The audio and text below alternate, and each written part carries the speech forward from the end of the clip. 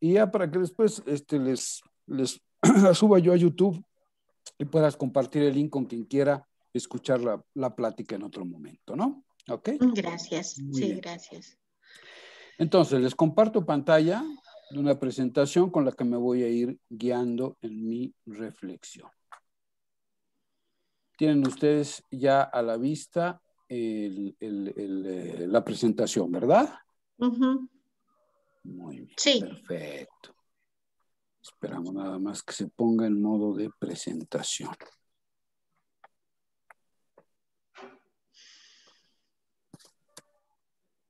Muy bien, correcto, ahora sí. Bueno, Teología de la Semana Santa se llama esta plática. Y entonces yo tengo primero que explicar qué es eso de teología, porque suena así medio rimbombante, ¿verdad? Teología no quiere decir otra cosa más que la reflexión que los creyentes hacemos sobre la revelación que Dios nos ha dado. Eso es hacer teología.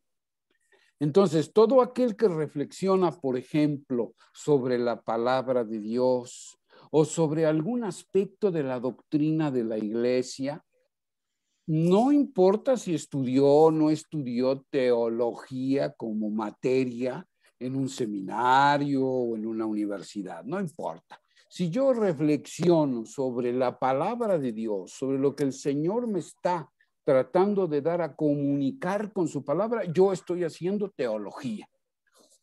Claro, la teología profesional, digamos, tiene pues, mayores herramientas para profundizar en el conocimiento de la revelación del Señor.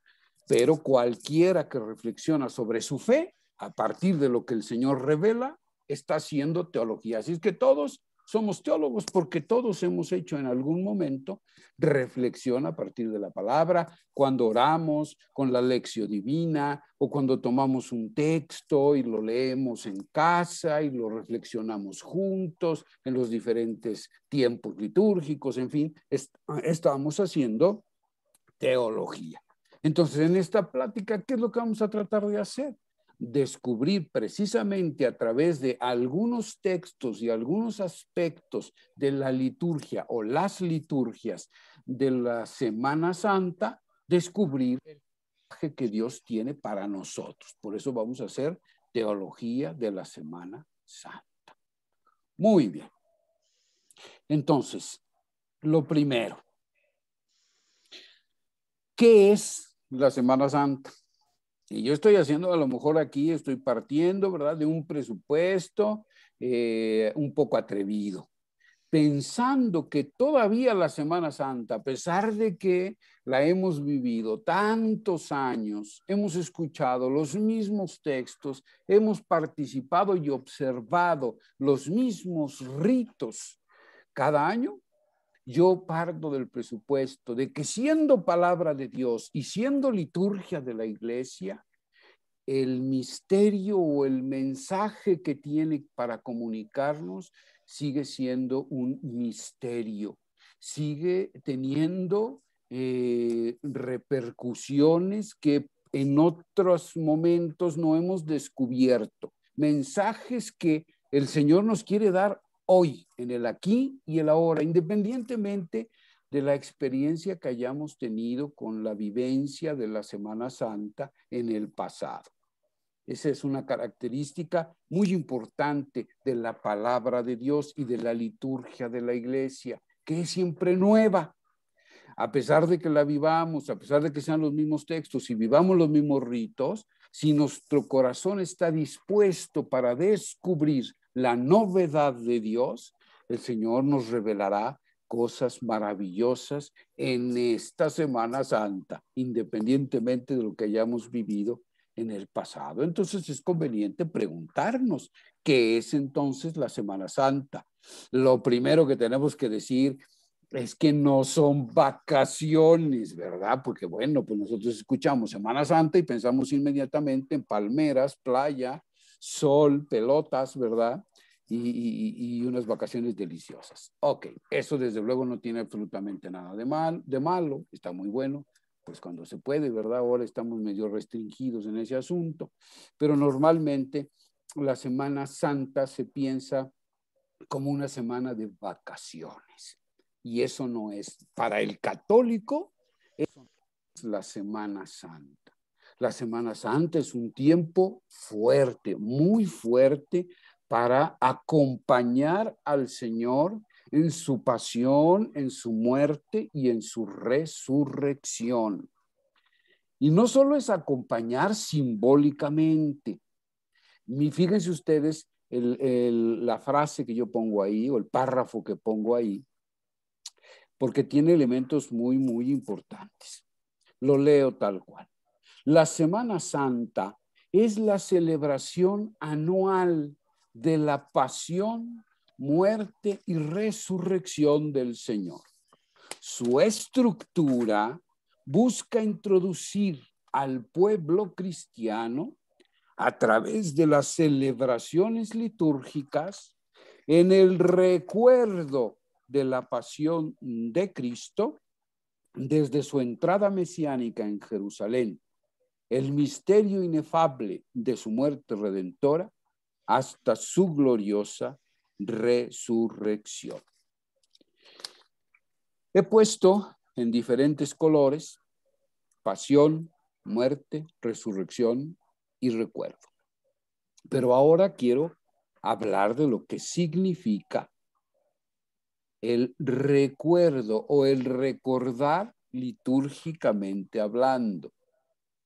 Para nosotros recordar es, por ejemplo, en la imagen que les pongo ahí, bueno, pues acordarnos que el día 3 tenemos una cita con el médico y entonces ponemos en nuestro calendario, ¿verdad? En el teléfono, donde sea, una señal para recordar que ese día tenemos una cita con el médico. Eso es a nivel, pues, meramente humano, ¿no? Eso es recordar. Sin embargo, litúrgicamente sucede algo muy importante. Y es que el recordar es principalmente de Dios. No se trata que nosotros nos acordemos que tenemos que ir a los oficios de Semana Santa. Se trata de que, en primer lugar, el que se acuerda, el que hace memorial, es Dios. Entonces, es una acción teológica, una acción de Dios que hace eficaz en el presente de la comunidad los acontecimientos salvíficos de su historia. Fíjense ustedes lo importante que es esta palabrita. ¿Se acuerdan ustedes en la misa cuando decimos, cuando el sacerdote repite las palabras del Señor, ¿no? En la última cena. Y dice, haced memorial mío, o hagan memoria de mí, cuando Él parte el pan, etcétera, lo que lo vamos a ver un poquito más adelante. En ese momento se está haciendo memorial, es decir, Dios está acordando, es decir, está realizando una acción salvífica, una acción para salvarnos, para hacernos más plenos, más felices, más libres. En ese preciso momento, Él está haciendo memorial. Está siendo eficaz en el presente de nuestra comunidad, la que está celebrando ahí la Eucaristía, la misa. Está siendo presente el sacrificio de Cristo, la entrega de Cristo. Realmente se está llevando a cabo. Eso es recordar en la liturgia. Por ejemplo, ¿qué acciones recuerda Dios y las actualiza a cada momento de la historia de su pueblo? Por ejemplo, el Éxodo. El Éxodo no es solo un acontecimiento que sucedió allá hace 3000 años, por allá por el 1200 antes de Cristo. No, no es solo un acontecimiento del pasado. Cuando se hace memorial de ese acontecimiento en la liturgia, por ejemplo, cuando se proclama un texto del Éxodo, entonces esa salida, esa liberación del pueblo de Israel de la esclavitud en Egipto se hace eficaz en el pueblo que en el aquí y el ahora escucha esa palabra del Éxodo. Es decir, lo que la palabra anuncia, lo realiza en ese preciso momento, porque Dios se acuerda. Eso significa recordar. el Éxodo. Otro acontecimiento fundamental, el pacto del Sinaí, la entrega de las tablas de la ley. También litúrgicamente, esa ley se actualiza en el presente de la comunidad celebrante. Y desde luego, no digamos lo que sucede en la celebración de la Cena del Señor, ¿no? La entrega, el partir de su propio cuerpo y la entrega de su sangre en el cáliz, por la acción del memorial de Dios, se hace presente real y eficazmente ese cuerpo compartido y esa sangre entregada. Y no se diga el acontecimiento de la cruz, lo que ha sido a Jesús hace 2000 años en el Gólgota, por el memorial de Dios, se hace presente en la celebración eucarística. Ahí Cristo renueva su sacrificio, lo hace presente eficazmente para la comunidad, y su muerte es una muerte redentora, lo veremos enseguida. Pero eso es muy importante, el recordar de Dios en la liturgia. Entonces, a lo largo de toda la semana, lo que va a suceder no es solo que vamos a ver una representación como si fuera un teatrito, ¿verdad? Que vamos a estar ahí sentaditos en la butaca observando, por ejemplo, la entrada de Jesús en Jerusalén del Domingo de Ramos, ¿no? No vamos solamente a ser espectadores de cómo el Señor partió su pan, entregó su cuerpo, derramó su sangre. No, sino que vamos a participar de esos acontecimientos. Vamos a estar no en la butaca, sino en el escenario, viviendo esa misma historia de Jesús. Y vamos a ser copartícipes entonces de su entrada en Jerusalén. Vamos a ser copartícipes de su pasión. Vamos a estar con él en Getsemaní.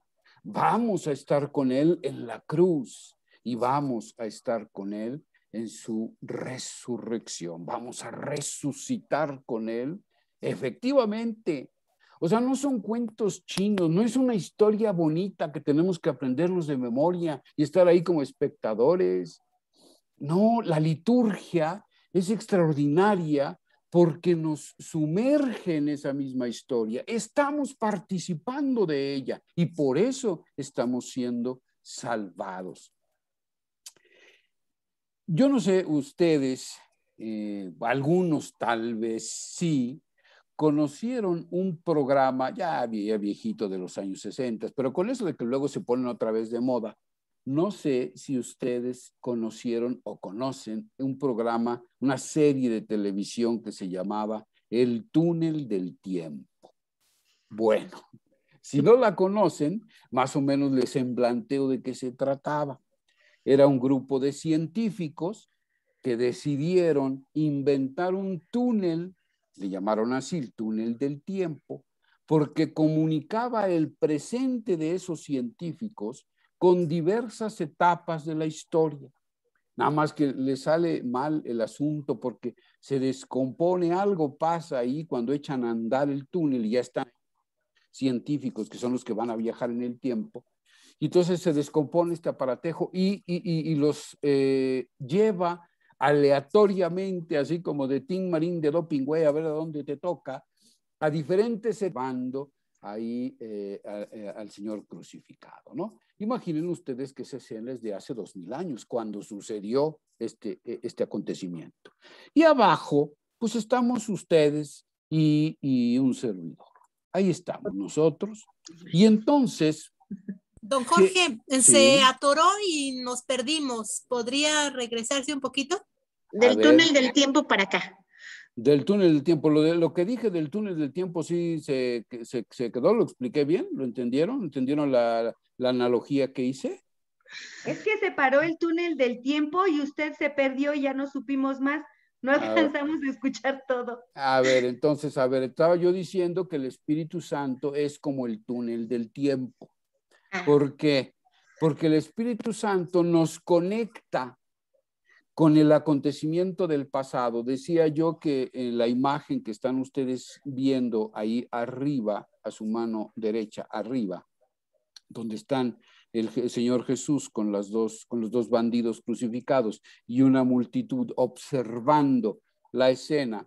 Imaginen ustedes que esa escena es lo que aconteció hace 2 días a Jesús, ¿ok? Y la escena de abajo, la imagen que tenemos abajo, imaginen ustedes que somos nosotros, ustedes y yo.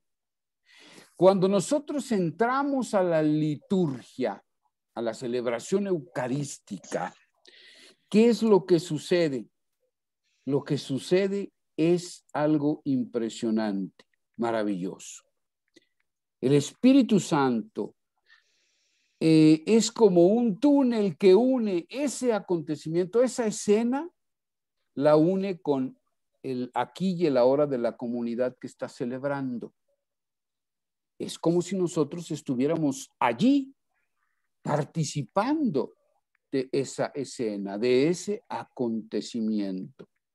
Imaginen ustedes, recuerdan en el Evangelio de Juan, no lo adelanto porque es un texto que vamos a ver más adelante, pero en el Evangelio de Juan hay una escena impresionante cuando ya muerto Jesús, se le da una lanzada, ¿no? Uno de los soldados le atraviesa el costado al Señor con una lanza, y de su costado surge agua y sangre, ¿no? Hay una película de Mel Gibson que se llama La Pasión, tal vez la hayan visto ustedes, es una película muy fuerte, pero muy buena, la verdad. Y en esta escena, cuando sale agua y sangre, quien está ahí al pie, el soldado que ha dado la lanzada a Jesús, es bañado por el agua y por la sangre que fluye del costado abierto de Jesús. Es como un baño de sangre y de agua, pero ya vamos a ver qué simboliza esa sangre y esa agua, ¿no? Pero este centurión, este soldado, este asesino, es bañado por la gracia del Señor, por su vida misma que se le entrega sin límite. Bueno, imaginen ustedes que ustedes son soldados y que ustedes son realmente bañados, no simbólicamente, realmente bañados por la sangre entregada de nuestro Señor Jesús.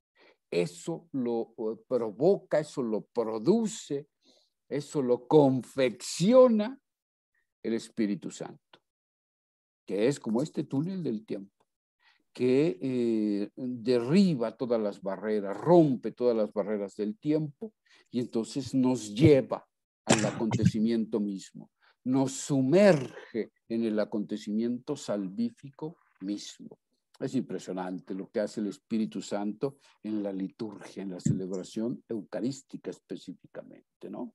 Entonces es muy importante tener esto en consideración para valorar las liturgias de la Semana Santa. Si tenemos esta imagen, llévense ustedes esta imagen, por favor, a ese túnel del tiempo que nos va a conectar con cada acontecimiento que va viviendo Jesús a lo largo de la Semana Santa. Porque no piensen ustedes que están viendo una escena de una película o un texto ahí que más o menos les dice ciertas cosas. No, el Espíritu los va a introducir en esa misma historia. Ustedes van a estar allí salvando sus vidas, introduciéndose en la historia que está viviendo Jesús. Esto le va a dar un sentido totalmente distinto a la celebración de la Semana Santa. Y entonces, bueno, arranquemos. Domingo de Ramos. Desde luego, ahí empieza propiamente dicha la Semana Santa, ¿no? Marcos 11, del 1 al 10. Pongo ahí el texto, es importante que lo leamos rápidamente, pero con atención. Cuando se aproximaban a Jerusalén, cerca ya de Betfagé y Betania, al pie del monte de los Olivos, envía a 2 de sus discípulos diciéndoles: id al pueblo que está enfrente de vosotros, y no bien entréis en él, encontraréis un pollino atado sobre el que no ha montado todavía ningún hombre. Desatadlo y traedlo. Y si alguien os dice: ¿por qué hacéis eso? Decid: el Señor lo necesita y que lo devolverá enseguida. Fueron y encontraron el pollino atado junto a una puerta, fuera, en la calle, y lo desataron. Algunos de los que estaban allí les dijeron: ¿qué hacéis desatando el pollino? Ellos les contestaron según les había dicho Jesús, y les dejaron. Traen el pollino donde Jesús, echaron encima sus mantos y se sentó sobre él. Muchos extendieron sus mantos por el camino, otros follaje cortado de los campos. Los que iban delante y los que le seguían gritaban: Hosana, bendito el que viene en nombre del Señor. Bendito el reino que viene de nuestro padre David. Hosana en las alturas. Y entró en Jerusalén, en el templo, y después de observar todo a su alrededor, siendo ya tarde, salió con los 12 para Betania. Bueno, rápidamente, hay algunos elementos fundamentales para entender por qué Jesús hizo esto. Algunos dicen, no, pues es que Jesús era muy humilde, entonces, pues en lugar de entrar en un caballo, ¿verdad? Pues él entró en un burrito que era de los humildes, de la gente pobre. Pero esto no es así. Este pasaje está compuesto tomando en cuenta el Salmo 118, el texto de 2 de Samuel 7:16 y sobre todo el texto del profeta Zacarías, capítulo 9, del 9 al 10. ¿Qué significa que Jesús entre en un pollino, es decir, en un borriquito, ¿no? En una cría de borrico, de burro? En Zacarías se dice que en el día de Yahvé, es decir, en el día de la liberación total y plena del pueblo de Israel, a eso se le llama día de Yahvé en el lenguaje de los profetas, que era el día del Mesías. Este Mesías iba a entrar precisamente a Jerusalén y más específicamente al templo, montado en un borriquito, en un pollino. Es decir, es una imagen de realeza.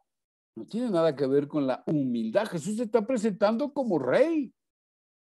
Este es un gesto provocador de Jesús. ¿Por qué? Pues porque Jerusalén era el centro político y religioso de la Palestina de aquel tiempo. Ahí estaba el centro de los poderes políticos y religiosos. Y entonces es como un gesto que dice: he aquí que llega el verdadero rey de Israel, el Mesías. Y claro, esto en un contexto político en el cual los romanos pues estaban dominando al pueblo de Israel, había no un rey, pero sí un emperador, ¿no? El César de Roma. Ese era el único rey válido. Y a ese se le tenía que reconocer como rey. Proclamarse como rey de cualquier modo era un acto sedicioso. Esta imagen es profundamente provocadora, porque es un gesto profético. Recordemos que Jesús es un profeta, realiza gestos que denuncian una situación de pecado, anuncian la irrupción definitiva de Dios para liberar de ese pecado y anuncian también un futuro mejor, pero también la destrucción de todo el mundo que se opone a el proyecto liberador de Dios. Esto es lo que anuncia todo profeta, y Jesús lo anuncia. Y este gesto de entrar así en este borrico a Jerusalén es un gesto profético profundamente provocador. Más aún que se dirige inmediatamente al templo, ya ha provocado al poder político, ¿no? Está diciendo: yo soy rey, soy el Mesías, soy el rey del pueblo de Israel, pero soy más que un simple rey. Y se dirige Jesús al templo. Y sabemos bien, en los evangelios, se nos habla de la actividad antitemplo de Jesús. Es decir, Jesús llama inclusive al templo cueva de ladrones. Es decir, aquello para lo cual el templo debía servir ha sido pervertido. Debía servir para comunicar al pueblo con Dios, tiene un medio de explotación. Esto lo denuncia Jesús fuertemente y anuncia la destrucción de ese sistema religioso cultural, ¿no? Entonces, este es un gesto verdaderamente provocador de Jesús, tanto para las autoridades políticas, para los romanos, como para las autoridades religiosas, al irse a meter al templo proclamándose como rey y Mesías. Esto debió ocasionar un escándalo tremendo en la mentalidad de aquel tiempo, en esa ciudad, en Jerusalén, ¿no? Entonces esto es lo que estamos celebrando el Domingo de Ramos, es esto, pero se nos exige una actitud, una actitud, y esa actitud viene aquí, ustedes tienen en su pantalla, ahí busquen las letritas en azul, en amarillo y en rojo. ¿Cuál es la actitud de esos que están observando el gesto profético de Jesús? Entonces, cuando estén ustedes celebrando el Domingo de Ramos, con todo esto que hemos dicho de la actualización de los eventos por medio del Espíritu Santo, ustedes están allí participando, Entonces usted, perdónenme, déjenme tomar tantita agua porque se me cerró la garganta. Perdón.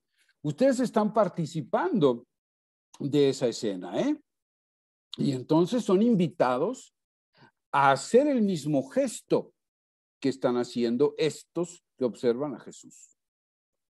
Echaron encima sus mantos. Los mantos son muy importantes. La imagen del manto el simbolismo de los mantos en la mentalidad oriental de aquel tiempo. Los mantos son los vestidos, ¿no? Y los vestidos hacen alusión a la dignidad de la persona, incluso a su estatus, a su modo de ser y de estar en el mundo. Es la persona, es como si dijéramos, el manto es la persona, pero esa es la manera que tienen de hablar, un poco rara, ¿verdad? Los escritores de la Biblia, pues así pensaban ellos y así se expresaban a través de símbolos. Entonces, cuando ellos dicen un manto, significa mi persona. Cuando, por ejemplo, los profetas entregaban a sus discípulos la estafeta, ¿no? Digamos, ¿no? Para que ellos continuaran su obra profética, entregaban su manto a su discípulo. Entonces, ¿qué le estaba diciendo eso? Te entrego mi personalidad. Así como yo he profetizado, tú profetizarás. Y le daban la encomienda, ¿no? Era un acto simbólico muy importante entre los profetas. Bueno, aquí lo que hacen las personas que quieren seguir a Jesús es echar encima ¿encima de dónde? Encima del animalito sobre el que se va a sentar Jesús.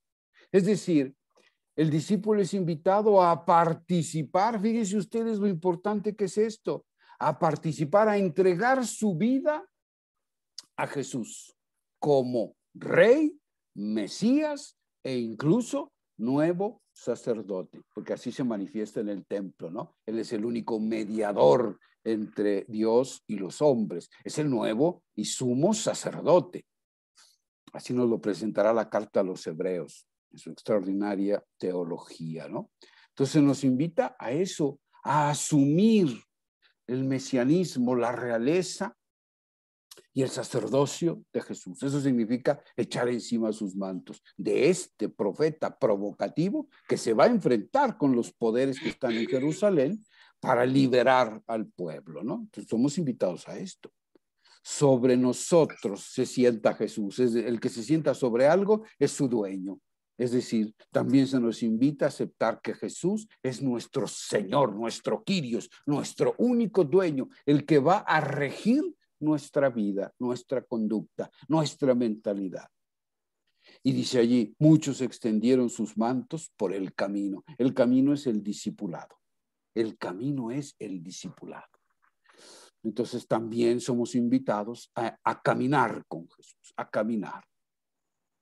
Esto es importante porque no solo es teóricamente decir, ok, Señor, yo te entrego mi vida, yo voy a entrar contigo a Jerusalén, me voy a enfrentar a aquellos que están oprimiendo a mucha gente y voy a asociarme a tu obra liberadora. No solo es eso, sino que es que tú vas a iniciar un camino de liberación. Eso significa tender o extender tu manto por el camino. El camino siempre es el discipulado, ¿no? Este es el Domingo de Ramos. Todo esto ténganlo ustedes presente en la mente y en el corazón este próximo domingo, cuando escuchen este texto maravilloso que se proclama justo antes de entrar al templo. No sé, ahora hay algunas indicaciones, parece ser que se tiene que omitir este texto, y entonces por eso dije, no, pues ¿cómo se van a quedar sin escuchar la proclamación de este maravilloso texto? Aunque se omita en la liturgia, ustedes por favor ténganlo presente en su corazón, porque es importantísimo este texto. Muy bien, vayamos entonces ahora a... ¿Alguien tiene abiertos sus micrófonos? Por favor, cierran todos micrófono. Gracias. Muy bien. Ahora, un día como hoy, y con esto concluimos la reflexión sobre el Domingo de Ramos, un día como hoy, hace cerca de 2000 años, el pobre de Nazaret, el profeta de fuego de Galilea, entró a Jerusalén montado sobre un borrico, y la gente lo aclamó diciendo, bendito el que viene en nombre del Señor, tendiendo sus mantos a su paso. Hoy la iglesia hace memoria de ello, entendiendo el gesto profético de Jesús como una actitud contracultural y subversiva que anuncia la llegada de una nueva era, la del servicio y la entrega humilde de la vida como clave del auténtico poder y autoridad. Entremos a la Jerusalén de la historia cotidiana con la misma actitud que el Maestro. Vayamos al siguiente texto. Ya dejamos el Domingo de Ramos y vamos a la última cena. Y para eso haremos en el texto de Primera de Corintios 11, 23 a 29.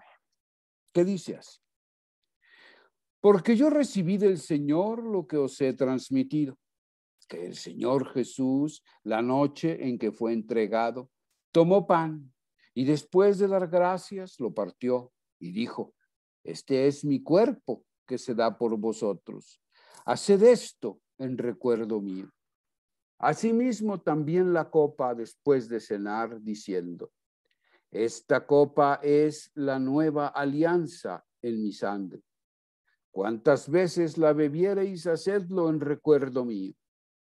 Pues cada vez que coméis este pan y bebéis esta copa, anunciáis la muerte del Señor hasta que venga. Por tanto, quien coma el pan o beba la copa del Señor indignamente, será reo del cuerpo y de la sangre del Señor. Examínese, pues, cada cual, y coma así el pan y beba de la copa. Pues quien come y bebe sin discernir el cuerpo, come y bebe su propio castigo. Bueno, vamos a ver algunos elementos importantísimos de esto que hace Jesús en esta última cena que celebra con sus amigos antes de irse a Getsemaní y dar inicio propiamente a su pasión. Primero, he puesto en rojo, pueden ustedes ver ahí coloreado algunas frases o palabras que son importantes para comprender a profundidad este texto. Primero, el pan. Tomó pan, dice allí. ¿Qué simboliza el pan en la mentalidad de aquel tiempo? La mentalidad semita del pueblo de Israel. El pan siempre en el Nuevo Testamento significa el cuerpo de Jesús. El cuerpo de Jesús. Y entonces tenemos que preguntarnos, ¿qué es el cuerpo para la mentalidad de aquellas personas. Para nosotros, cuando nosotros escuchamos cuerpo, pues cuerpo es el aspecto físico del hombre, la dimensión física del hombre, ¿no? Es decir, el conjunto de órganos, de aparatos, de sistemas, de células, lo que podemos ver, tocar, eso constituye o conforma el cuerpo, ¿no? Eso para nuestra mentalidad así es. Para la mentalidad de los hombres y mujeres que vivieron en el tiempo, cuerpo significa lo que hoy para nosotros es la personalidad, la manera específica que cada uno de nosotros tiene de entrar en relación con el mundo. Por ejemplo, nuestra palabra, nuestro modo de hablar, nuestra manera, nuestros gestos, nuestro lenguaje no verbal, todo aquello con lo cual entramos en comunicación con los demás, a eso se le llama cuerpo. Cuerpo es el hombre entero en relación con los demás. Por eso la relación con Dios es siempre corporal y se da además a través de la relación con los otros, con otros cuerpos, en este sentido que estoy explicando, con otras personalidades, con otros seres humanos que también se comunican y se relacionan. Entonces es el modo específico de relacionarme, mi modo de estar en el mundo, mi modo de plantar cara a los retos que la historia, que la sociedad, que la cultura me plantea, a los grandes dilemas de la existencia. ¿Cómo los enfrento? Eso es cuerpo. Eso es cuerpo.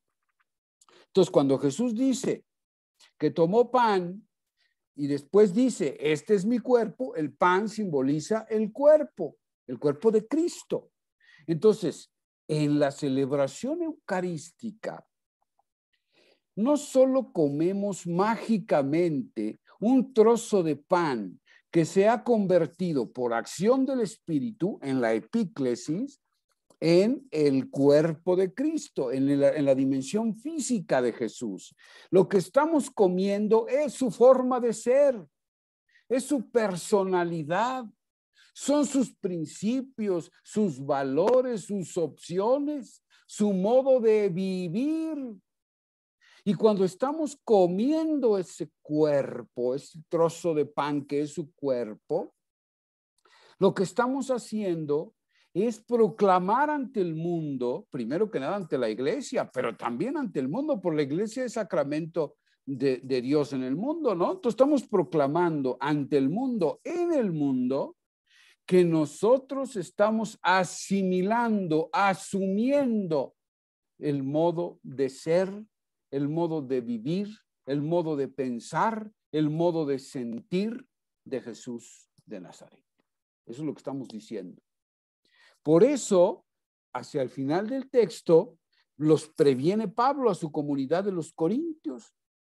Los previene y les dice, examínese cada cual.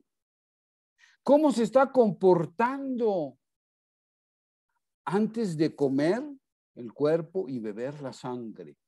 Examínese cada quien, porque no sea que si hay falta de discernimiento, se coma y se beba su propio castigo. Aunque no se está hablando en el texto aquí específicamente de ir a confesarse antes de comulgar, que eso ya es lo que nosotros entendemos, sino que se está hablando de algo más profundo, de algo existencial. Cada quien revise su manera de vivir, su manera de ser, qué opciones vive, qué valores ha asumido en su vida, cómo le planta cara a los dilemas del mundo, qué hace ante los pobres, ante los que sufren, a los que están solos, abandonados, tristes, enfermos, encarcelados. ¿Qué hace cada uno por estos hermanos? Había un problema gravísimo en la comunidad de Corinto y ese problema era que en aquel tiempo la celebración eucarística pues no era como la de nosotros. Antes de la liturgia propiamente dicha, había una cena, porque las eucaristías siempre eran nocturnas. Bueno, ya por la tarde, que ya era noche. Entonces se celebraban el sábado por la tarde, noche, que ya era domingo realmente, ¿no? Entonces era cena era cena. No había misas al mediodía, era cena. Y entonces se cenaba primero antes de entrar a la liturgia. Cenar, sí, literalmente. Cada quien llevaba sus viandas y supuestamente los debían compartir. Sobre todo los que más tenían con los que menos tenían. Eso era lo que había hecho Jesús, ¿no? A eso eran invitados los cristianos. Pero como siempre, había quien pues era muy acomodadito, ¿verdad? Acomodaticio, y entonces pues él llevaba sus viandas y las compartía con sus privilegiados, con sus preferidos, ¿no? Y a los pobres, a los que no tenían nada, no les compartía nada. Entonces había ahí egoísmo, había discriminación, y después iban a comer el cuerpo y a beber la sangre del Señor. Y para Pablo esto es escandaloso, escandaloso. Tiene que haber congruencia, tiene que haber coherencia, eso es lo que dice el texto. Cuando tú vayas a comer el cuerpo y a beber la sangre del Señor, la sangre que es su vida entregada, antes examínate, por Dios. ¿Cómo estás viviendo? Al menos, ¿cuál es tu intención? ¿Qué has hecho por los otros? ¿Por los que están cerca de ti? ¿Cómo te comportas con los que te relacionas? ¿Te comportas desde los valores del Evangelio? ¿Te comportas como Jesús se comportaría? ¿O más bien te comportas como un pagano que no tiene el menor conocimiento de la buena noticia de Jesús? ¿O vives como si Dios no existiera? Comer y beber así el cuerpo y la sangre de Cristo es blasfemo. Es un peligro. Es comer y beber el propio castigo. Entonces, ahora, en esta última cena, ¿no? Que lo vamos a celebrar, ¿cuándo? Pues el Jueves Santo, ¿no? Se celebra la última cena. Cuando estés allí, ya sabes ahora que el Espíritu Santo te va a poner allí. Vas a estar auténticamente presente y el Señor te va literalmente a invitar a comer y a beber su cuerpo y su sangre. Ya sabes lo que esto significa. Lo único que te pide el Señor es tu disposición sincera, humilde, pero decidida, de empezar a vivir como Él vivió, de configurar tu propia historia en la historia de Él. Él fue el que pasó por la vida haciendo el bien. Él fue uno que vivió para los demás, que vivió una entrega permanente, buscando cómo hacer más felices a los seres humanos, más libres, más alegres.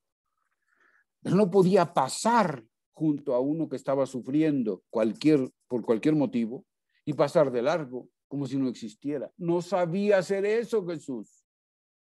Sus entrañas se conmovían, se tenía que detener.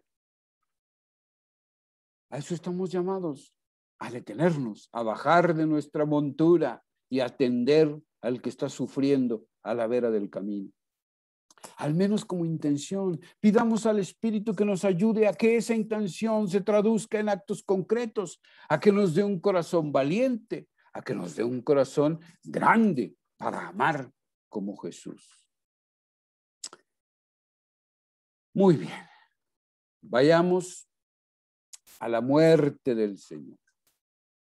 Este misterio que nos deja anonadados. Se me olvidó, perdónenme, antes de entrar a la muerte, a la reflexión sobre la muerte del Señor. Se me olvidaba, en Jueves Santo no solo celebramos la cena del Señor, celebramos también el lavatorio de los pies, ¿no? Que este año desgraciadamente pues no se va a poder llevar a cabo por la pandemia, pero es una escena que realmente nos pone en el camino correcto. ¿Y por qué están unidos este texto de la Cena del Señor y el texto del Evangelio de Juan, que nos narra el lavatorio de los pies? ¿Por qué? ¿Por qué están unidos esos dos textos en la liturgia? Pues porque uno nos lleva al otro. Si queremos vivir como Jesús, pues estamos llamados a ser siervos de los otros. El Señor dice, yo he venido a servir, no a ser servido. Y se acuerdan del escándalo que hace Pedro, ¿verdad? Primero no se quiere dejar lavar los pies. ¿Por qué? Pues porque sabe perfectamente que el Señor lo que está diciendo es, si yo que soy tu maestro, estoy haciendo este gesto profético de lavarle los pies a los otros, que significa estoy aquí para servirles, pues tú lo tienes que hacer como discípulo. Por eso no se quiere comprometer Pedro. Pero estamos llamados a eso. Lo que hace Jesús, lo que dice Jesús, cómo vive Jesús, a eso estamos llamados, a ser otros Cristos en medio del mundo. Vean cómo el texto de la Cena del Señor desemboca de manera natural en el texto del lavatorio de los pies, Jesús lavando los pies a sus propios discípulos. Dice ese texto maravilloso, ¿no? Y habiéndolos amado hasta el extremo, los amó hasta el extremo, los amó hasta el extremo. Es decir, el amor de Jesús no tiene límites.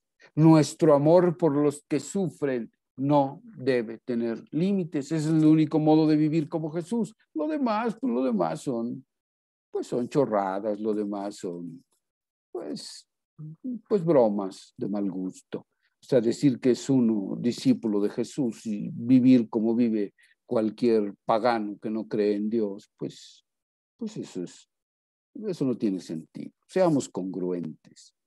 Si queremos ser realmente discípulos de Jesús, tenemos que vivir como Él, sirviendo a los demás. Y ahora sí, me voy a la muerte del Señor. Claro, todo está perfectamente entrelazado, ¿eh?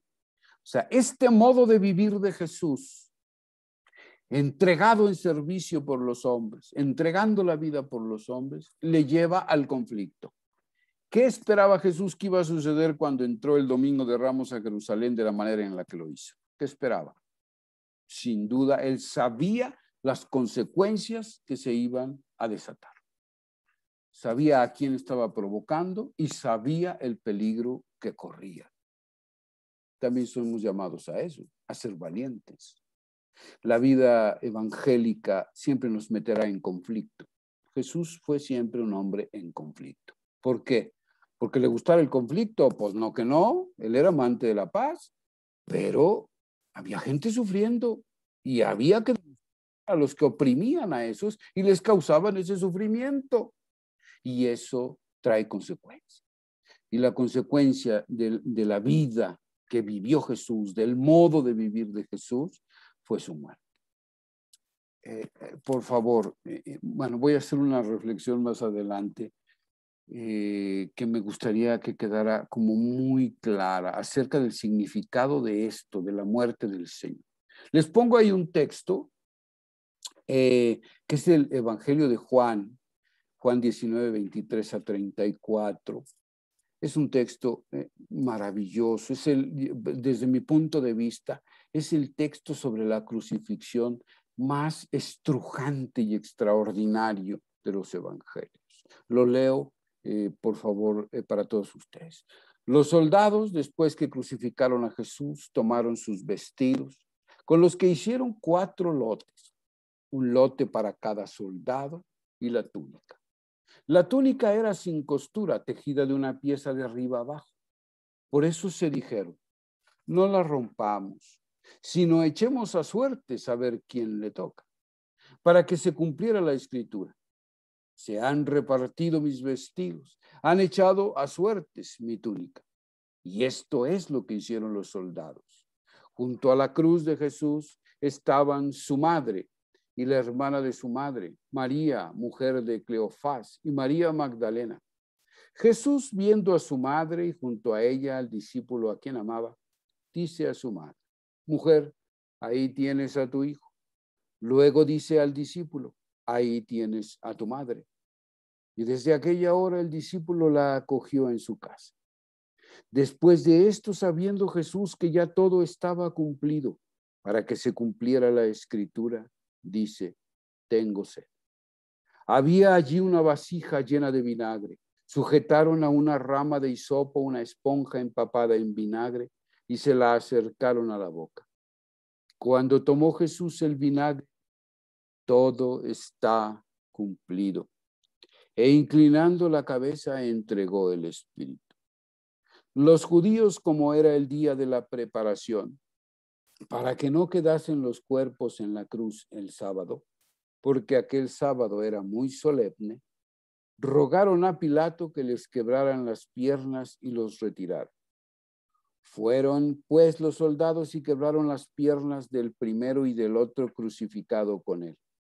Pero al llegar a Jesús, como lo vieron ya muerto, no le quebraron las piernas, sino que uno de los soldados le atravesó el costado con una lanza y al instante salió sangre y agua.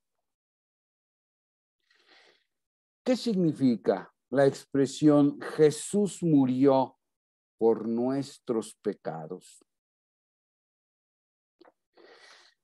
Si se interpreta en el sentido sustitutivo, es decir, me sustituyó en el patíbulo, en el lugar del castigo, para que la ira de Dios recayera sobre él, entonces estamos en un esquema absurdo y repugnante del Dios vengativo que exige sangre para calmar su ira. Pero si interpretamos la aseveración en cuestión como fue asesinado por los mismos poderes que hoy yo asumo en mi vida como ejes rectores de mi existencia, entonces se convierte la muerte de Jesús en interpelación profética que denuncia mis pecados y me llama a la conversión. Erradiquemos de nosotros, por favor, erradiquemos la idea de que Dios mandó a su Hijo, el Padre mandó a su Hijo porque él estaba muy enojado por los pecados de los hombres y entonces para no destruir a los hombres mandó a su Hijo a que lo mataran y entonces la sangre del Hijo derramada por el deicidio de estos gusanos pecadores llamados hombres satisface la ira de Dios. Esta imagen es abominable.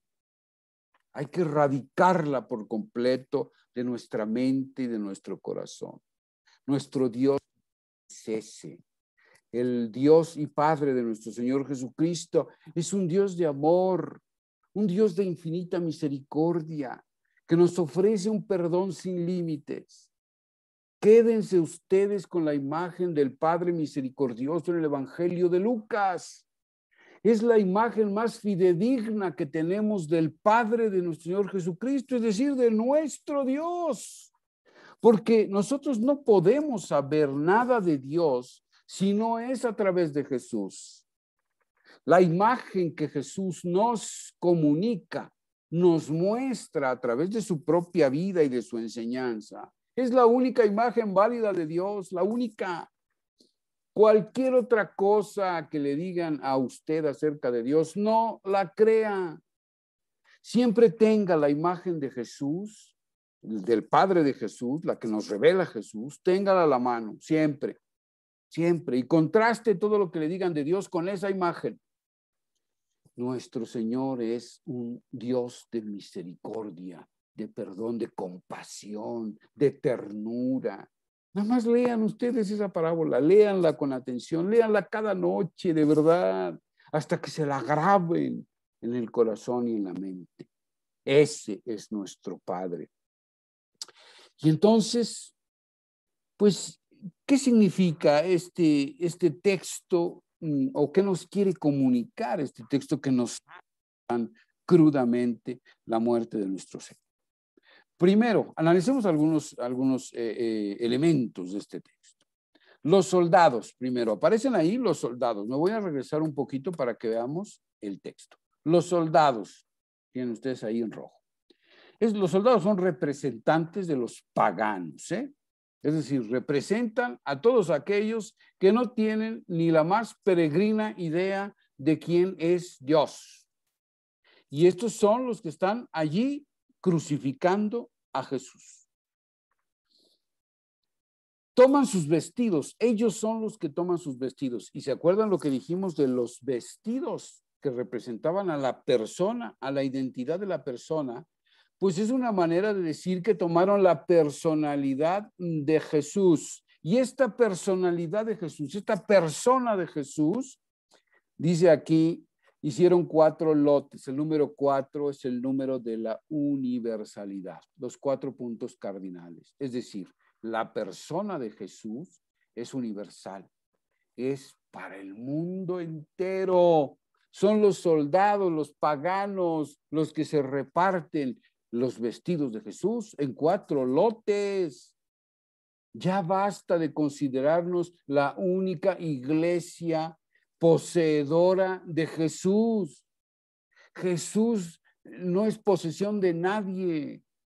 Jesús es posesión de todos. Y entonces, este texto es también sumamente subversivo. Permítanme un segundito, por favor, aguanten un momento. Es profundamente provocador, ¿eh? Seguimos adelante. La túnica era sin costura. La túnica siempre ha sido interpretada por los padres de la iglesia como la iglesia misma. Es sin costura, es de una sola pieza de arriba hacia abajo. Por eso no se rompe, se tiene que echar a suertes. Para que se cumpliera la escritura, se han repartido mis vestidos, han echado a suertes mi túnica, y esto es lo que hicieron los soldados. Lo que está en juego aquí es la entrega de la vida de Jesús. Él es el que se entrega a todos, 4 puntos cardinales, al universo entero. Y su iglesia es una iglesia universal también, única. Jesús no tiene muchas iglesias, solo tiene única. Su túnica es sin costura, es única iglesia. Nosotros con nuestro pecado la hemos dividido, pero la iglesia de Cristo es única. Veamos esta escena que es extraordinaria, junto a la cruz, ¿quiénes están? Su madre, y me voy a fijar solo en su madre y en el discípulo amado, o el discípulo a quien amaba Jesús. A ver, mucho cuidado con lo que voy a decir, que no quiero que se malentienda, pero es así el evangelista discurre a través de estos símbolos, y entonces hay que entender qué nos quiere decir con esta figura de la madre de Jesús y del discípulo amado. Juan, el Evangelio de Juan, nunca llama a la madre de Jesús por su nombre, María, siempre le dice madre. En todo el Evangelio no van a encontrar el nombre de María. Esto ha hecho pensar a los estudiosos que Juan está utilizando la figura de María, de la madre biológica de Jesús, como un personaje simbólico en su evangelio, para presentar una teología, dar un mensaje. Y efectivamente, la madre de Jesús significa o simboliza al pueblo de Israel, al resto fiel de Israel, a ese grupo de israelitas fieles a la alianza, abiertos a la novedad de Dios, fieles a sus preceptos, sobre todo fieles al espíritu de la ley. No son como los fariseos, cumplidores, legalistas de una ley, sino que estos pobres de Yahvé están esperando permanentemente la voluntad del Señor y se dejan mover por su espíritu. Están siempre por eso abiertos a la novedad. De este resto fiel nace el Mesías. Este resto fiel es la madre del Señor. De ahí surge, en el Evangelio de Juan se dirá, de los judíos viene la salvación. ¿Por qué? Pues porque de la tradición judía nace el Mesías, viene el Mesías, se nos es entregado el Mesías. Por eso el resto fiel de Israel es la madre de Jesús. Por otro lado, el discípulo amado es el símbolo de la comunidad cristiana. Naciente, pequeña, es un jovenzuelo este discípulo, ¿no? Que es el que se recuesta en el pecho amante del Señor. Es como el ideal del discípulo. El discípulo ideal, ¿quién es? Es aquel que ama a Jesús. Primero que nada, ama a Jesús. Nada es posible. El discipulado, el seguimiento de Jesús no es posible si no se está enamorado de Él, si no se recuesta uno en su pecho. a escuchar el latido acompasado de su corazón que nos transmite la vida. Estamos llamados a amar a Jesús, pero claro, nadie ama lo que no conoce. Por eso estamos llamados a conocerlo cada vez a mayor profundidad, a través de una vida de oración más profunda, en donde nos hacemos más sus amigos, como decía Santa Teresa, en tanto nos vamos convirtiendo cada vez más en su castillito, ¿verdad? En donde el Señor se refugia en medio del mundo, en donde Él se siente seguro, apapachado, digámoslo así, desarrollando la intimidad con el Señor.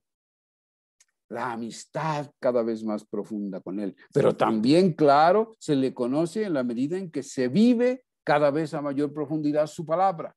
En la medida en que nos vamos abriendo a sus mociones, a las mociones del Espíritu, y vamos viviendo poco a poco, pero con pasos seguros y firmes, la palabra del Señor, y nos atrevemos a poner la otra mejilla, y nos atrevemos a perdonar 70 veces 7, y no le ponemos límites al Espíritu, y nos ponemos en sus manos, y le decimos, sí, Señor, como María, el fiat de María, ¿no? Hágase en mí según tu palabra, he aquí tu esclava. En la medida en que hacemos esto y empezamos a dar pequeños pasos, vamos conociendo cada vez más la verdad del Señor que se nos manifiesta en su palabra.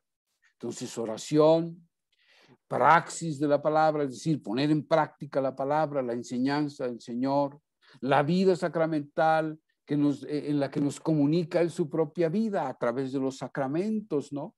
De esa manera cada vez vamos profundizando nuestra relación con Él. Eso es el discípulo amado, el que se recuesta en el pecho del Señor. Este discípulo tiene que recibir a la madre, que es ese resto fiel de Israel. Esta es una situación que se daba en las comunidades del evangelista Juan.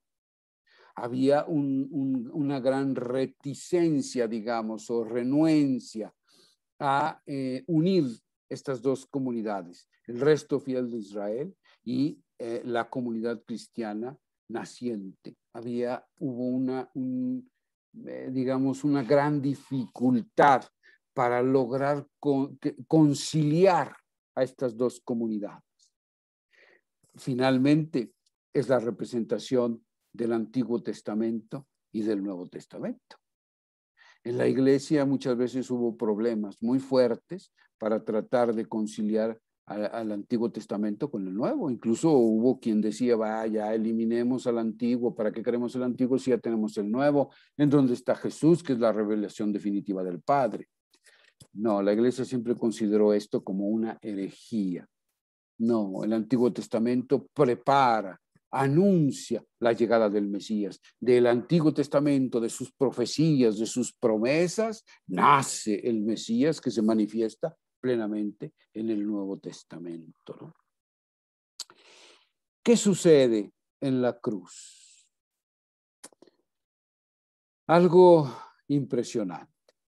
El amor de Dios se manifiesta de manera plena, total y absoluta, no en la Pascua, sino en la muerte del Señor.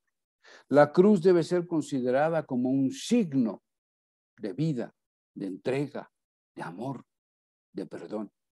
Fíjense ustedes lo que sucede cuando Jesús está allí crucificado, vituperado. Dice él, sabiendo Jesús que ya todo estaba cumplido, para que se cumpliera la escritura, dice, tengo sed. Es el tema de la sed de Dios. El tema del amor, de la sed del amor del hombre. Dios tiene sed del amor del hombre. Y ahí en la cruz, en medio de su sufrimiento, le dice, le grita al hombre que lo está asesinando, le grita, tengo sed, te necesito de tu amor. ¿Y cuál es la respuesta? La respuesta es un hisopo empapado de vinagre. El vinagre simboliza el amor corrompido, así como el vino simboliza la alegría del amor puro y casto, así el vinagre es el amor corrompido, que no es otra cosa que el odio. Entonces, ante la sed de Dios, ante la sed de Dios, ¿qué es lo que se manifiesta? El odio del hombre, que le da a beber vinagre. ¿Y el Señor qué respuesta tiene? Se la dice aquí que se le acercan a la boca y tomó Jesús el vinagre. Y entonces dijo, todo está cumplido.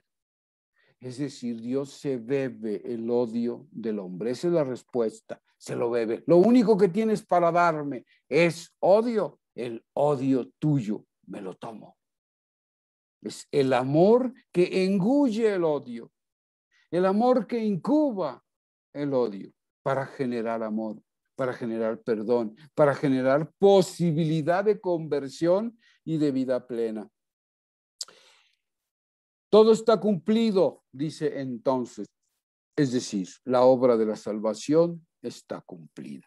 La vida de Jesús, entregada hasta el extremo, cumple la voluntad del Señor por salvar a todos los hombres. Sin embargo, el hombre todavía quiere tener la última palabra, ¿eh? Y entonces, la lanzada. Hay que asegurarse que esté verdaderamente muerto. Uno de los soldados le atravesó el costado con una lanza. Es decir, ante el amor de Dios que se engulle el odio del hombre, todavía hay más odio del hombre, que no puede, no atina a asumir en su vida este amor extraordinario del Señor. Y entonces la lanzada. Otra muestra de odio. Hay que asegurarse que éste ha muerto. ¿Y la respuesta del Señor cuál es? Un efluvio de vida, un efluvio de amor que baña a estos que le han atravesado el costado y el corazón, la sangre y el agua. Es decir, Jesús lo que entrega es vida. Tú me quitas la vida, yo te entrego más vida. El agua también es símbolo de la vida. Aquí no es vida entregada, sino es vida que da vida. Los santos padres han descubierto siempre aquí la Eucaristía. De la sangre del costado abierto del Señor nace la Eucaristía, ¿no? El bautismo que regenera, el bautismo que sí efectivamente sumerge en la muerte, pero finalmente hace emerger a la vida definitiva. Muy bien, vamos al último tema de la Semana Santa. Hemos ya recorrido la entrada en Jerusalén, la última cena, el lavatorio de los pies, la crucifixión de nuestro Señor y ahora la resurrección de Jesús, que es nuestra esperanza. Me gustaría, antes de hacer una brevísima reflexión sobre lo que es la resurrección de Jesús, leer este trocito del pregón pascual, ese extraordinario himno que leemos en la vigilia pascual. Esta es la noche de la que estaba escrito. Será la noche clara como el día, la noche iluminada por mi gozo. Y así esta noche santa ahuyenta los pecados, lava las culpas, devuelve la inocencia a los caídos, la alegría a los tristes, expulsa el odio, trae la concordia, doblega a los poderosos. Voy a dejar de compartirles la pantalla porque la presentación ha terminado, pero me gustaría una breve reflexión nada más sobre lo que es la resurrección, porque hay muchos malos entendidos al respecto. Y finalmente la resurrección, la Pascua del Señor, pues es la culminación de todo este caminar, de acompañar al Señor Jesús a través del triduo pascual, ¿no? Y entonces debemos preguntarnos, ¿qué es la resurrección de Jesús? La primera respuesta es ciertamente no una revivificación de su cadáver, sino la entrada en una nueva y definitiva forma de vida en Dios. Todos los textos del Nuevo Testamento que hablan de la vuelta a la vida de otros personajes a los que Jesús devolvió a la vida son revivificaciones, porque ellos regresaron a la misma vida de antes. Tuvieron que morir nuevamente. A eso no se le puede llamar resurrección. Resurrección es lo que ocurrió a Jesús y lo que espera a todos aquellos que configuran su vida en Jesús. Es la entrada en una vida de total plenitud en Dios, a la vida divina. Eso es resurrección. ¿Cómo será esa vida? ¿Quién sabe? No sabemos. No hay un solo testimonio que nos hable, que nos describa cómo será con todo detalle esa vida, pero es una vida en total plenitud, una vida que ni nos imaginamos. Una vida de gozo, de alegría, de libertad, de plenitud, de paz, que todos anhelamos, nunca hemos experimentado en la historia. Y que ahora, con la vida nueva que nos da Jesús, es posible degustarla, tener las primicias de esa vida. Sí que podemos vivir en la medida en la que es posible en la historia la resurrección. Una vida en total plenitud. Sí, sí podemos degustarla, pero solo es eso, es como una degustación. Es como cuando uno va a un banquete, ¿verdad? Y entonces le dan a uno una pequeña probadita. A ver, ahí tiene usted, mire, esto es en lo que consiste, o lo que usted podría probar en el banquete, ¿verdad? Entonces uno lo prueba y dice, qué cosa más deliciosa, quiero más. Sí, pero ahorita no, hasta la hora del banquete. Es lo mismo en la resurrección. Ya podemos degustar esa vida de Cristo aquí en la historia, pero su plenitud nos aguardará más allá de la historia. La resurrección no es un irse de este mundo. Mucha gente se imagina la resurrección de Jesús como que Él se fue, pues, o sea, se fue allá al cielo y un día, quién sabe cuándo, va a regresar. Eso es lo que mucha gente entiende. Eso no dicen los textos bíblicos.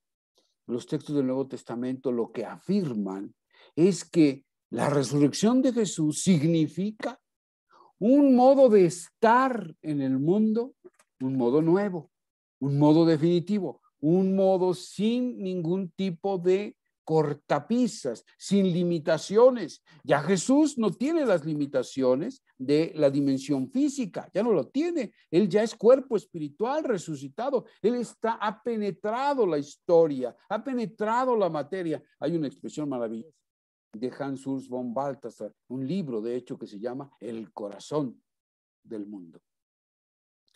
Cristo es el corazón del mundo. Cristo palpita en las entrañas mismas del mundo, en nuestra historia personal y en nuestra historia universal. Él está allí llevando hacia su plenitud la historia, en un proceso que se llama cristificación. El mundo, el universo, la materia, el hombre está cada vez siendo más cristificado, convertido en otro Cristo, transformado a semejanza del Hijo unigénito. Eso se le llama cristificación. Eso es lo que estamos viviendo ya, y esa es una consecuencia de la Pascua.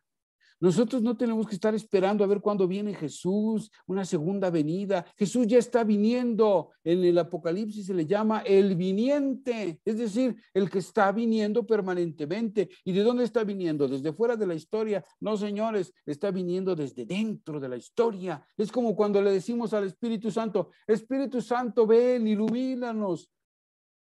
Y levantamos los ojos hacia el cielo como diciendo, pues es que quién sabe dónde ande, por allá en el cielo, ¿verdad? Estará reposando, y cada vez que le llamo, pues entonces el Espíritu baja y viene. No, esas son solo metáforas, son imágenes. El Espíritu ya habita en nosotros.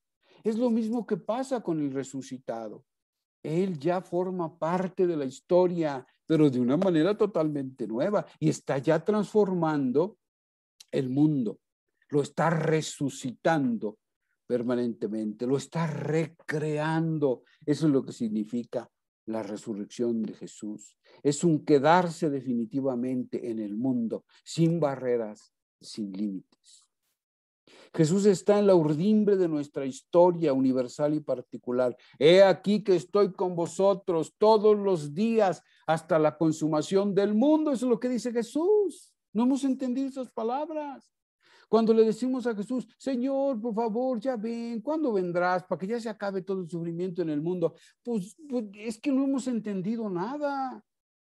Es que Jesús ya está con nosotros y nos acompaña en nuestra historia y nos capacita y nos sigue donando el Espíritu permanentemente para que nosotros seamos los que transformemos la historia.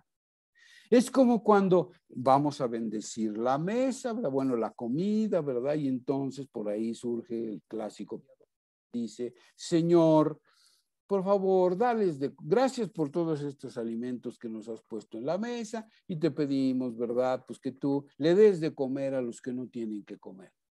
Pues es que no has entendido nada. Es que tú eres el que tienes que darles de comer a estos. ¿No es eso lo que dice Jesús en el pasaje de la mal llamada multiplicación de los panes? Que se debe de llamar la compartición de los panes. Lo que dice Jesús es, denles ustedes de comer. Jesús, ante la petición de sus discípulos que le dicen, oye, vamos a despedir a estos para que vayan a alguna tienda, ¿verdad? Algún pueblo a comprar ahí su comida. Jesús les dice, no, señores, denles ustedes de comer. ¿Para qué cosa es la iglesia? Para darle de comer al mundo. Y no me estoy refiriendo solo a la comida material. Pero en este ejemplo que estoy poniendo, sí me refiero a eso. Yo no puedo pedirle a Dios que le dé de comer a los que se están muriendo de hambre. No, Señor, yo agarro, hago mi atillo con lo que tengo en mi mesa y voy y busco a uno que está pasando hambre y le entrego y le comparto mi comida. Esa es la manera que tiene Dios para paliar el sufrimiento de los hambrientos. Yo soy. Yo. El Señor Jesús me está diciendo, el resucitado me está diciendo, dale tú de comer al pobre. Dale tú de comer. Pues, ¿qué quieres? ¿Que yo haga caer bolillos del cielo o qué? Es absurdo. Y todo parte de una concepción errónea de lo que es la resurrección. La resurrección es un estar aquí ya de Jesús, impulsándonos, dándonos vida nueva, vida definitiva. La Eucaristía, claro, la Eucaristía es sacramento de su presencia. Claro, o sea, el Señor también no solo está con su cuerpo espiritual animando el mundo y la creación entera, sino que se hace presente de forma sacramental. Esa es la maravilla de la Eucaristía, en su liturgia. Claro que se hace presente. ¿Y se hace presente para qué? Como pan, vino. Pues, ¿qué es el pan y el vino? Pues si no es comida y bebida, ¿no? Que calma la sed y que calma el hambre. Pues para eso es. El resucitado se hace presente de manera sacramental para ayudar a su pueblo. Se le llama a esto el viático, ¿no? El viático. ¿Qué es el viático? Pues es la comida del caminante. Mientras vamos caminando, el Señor nos alimenta con su palabra, con su cuerpo, con su sangre. En Él tenemos la vida definitiva. Por eso su Pascua es nuestra Pascua. El compromiso de seguir adelante con su historia a favor de los que sufren. La lucha permanente por liberar a los hombres de sus esclavitudes. Acompañar a Jesús durante toda la Semana Santa debe ser un acompañar existencial, no solo como bultos que estamos ahí sentados en la butaca observando el escenario, sino como partícipes de esa historia liberadora de Jesús que empieza entrando a enfrentarse a los poderes opresores en Jerusalén y culmina con la vida nueva en Dios. A eso somos invitados, a eso somos llamados a vivir en esta Semana Santa. Bueno, pues yo aquí termino mi exposición porque tampoco se trata de aburrirlos ni de cansarlos. Entonces, si tienen ustedes, nada más me gustaría, no sé, 5 minutitos, si alguien tiene alguna pregunta, algún comentario que hacer, me gustaría escucharles un poquitín. Adelante, el que guste, abre su micrófono y comparte.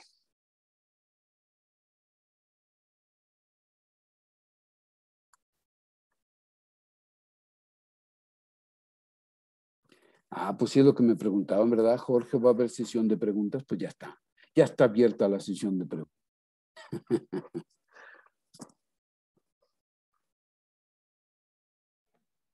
Sin duda, Papá Dios cada día nos enseña algo nuevo.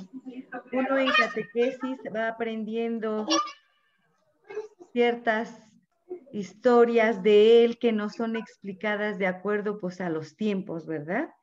O la preparación de la misma catequista.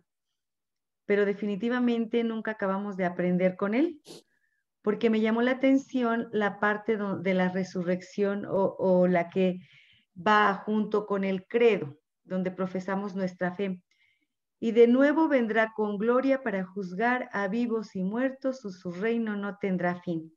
Entonces, en esta, qué bueno que se están dando estos espacios porque yo siento que la historia de Dios es infinita, nunca acabamos de, pero es como un rompecabezas. Una partecita aprendemos aquí, otra aprendemos acá, hasta que la llevamos a la realidad de nuestra vida, que no quede como esa historia, leyenda del fue, sino que nos haga recaer en la realidad.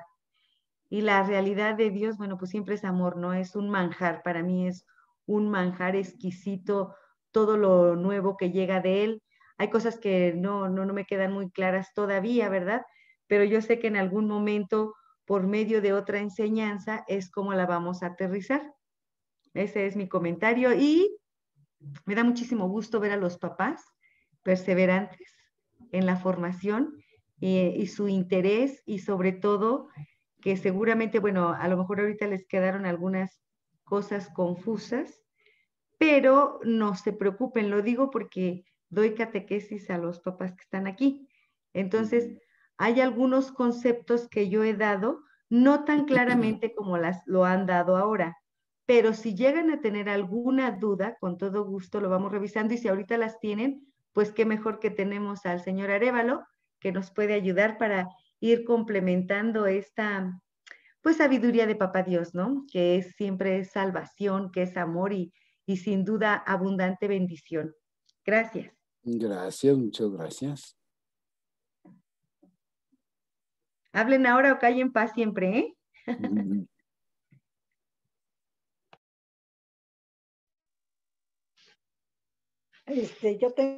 Hola, buenas noches. Buenas noches. Yo tengo la duda de qué es viático. No lo entendí muy bien. Viático. Un viático es el alimento para el camino. Eso es. Entonces, mientras estamos caminando, aplicado a la Eucaristía, mientras estamos caminando en la historia hacia la patria definitiva, hacia el abrazo definitivo con Dios, más allá de la historia, entonces tenemos el alimento celestial, el pan del cielo, que es Jesús mismo, que se nos entrega en cada Eucaristía para que nosotros podamos vivir su misma historia, podamos vivir su entrega, su manera de ser y de estar en el mundo. Por eso se le llama viático. ¿Es como el Itacate? Algo así, digámoslo así. Exacto, exacto. Muy bien. Gracias. De nada, de nada. Buenas noches. Muy buenas noches. Como siempre agradezco su tiempo, el tiempo de usted y el de todas las catequistas que apartan, reservan para compartirnos este conocimiento y nos ayudan a tener un poco más de claridad, aunque a veces nos quedan más dudas que respuestas, pero eso yo lo considero que es bueno porque nos dejan esa duda para reflexionarla, para abrir nuestros sentidos y poder resolver esas dudas en las próximas oportunidades. Y hoy me quedo con esta parte, en la de no ser espectador, me parece como que hasta ahora siempre he sido una espectadora en la Semana Santa. Este, la Semana Santa es un tiempo que vivo de mucha tristeza sin saber por qué. O sea, es un tiempo de hecho que no me es agradable. Siento un ambiente muy triste y muy sombrío, pero sin duda a partir de esta reunión, de este compartir el conocimiento, lo voy a vivir de una forma diferente, de una forma más activa, no solo como espectadora. Agradezco mucho. Buenas noches. Al contrario, muchísimas gracias. Y siempre para un expositor, para alguien que comparte una charla, es muy edificante escuchar que quedaron más dudas que respuestas, porque si hubieran quedado resueltas todas las dudas, triste sería nuestra situación. Imagínense ustedes reducir el misterio de la fe, el misterio de la salvación, a contenidos de 1 hora y media. Sería, diría yo, que Dios mío, no se comprendió nada.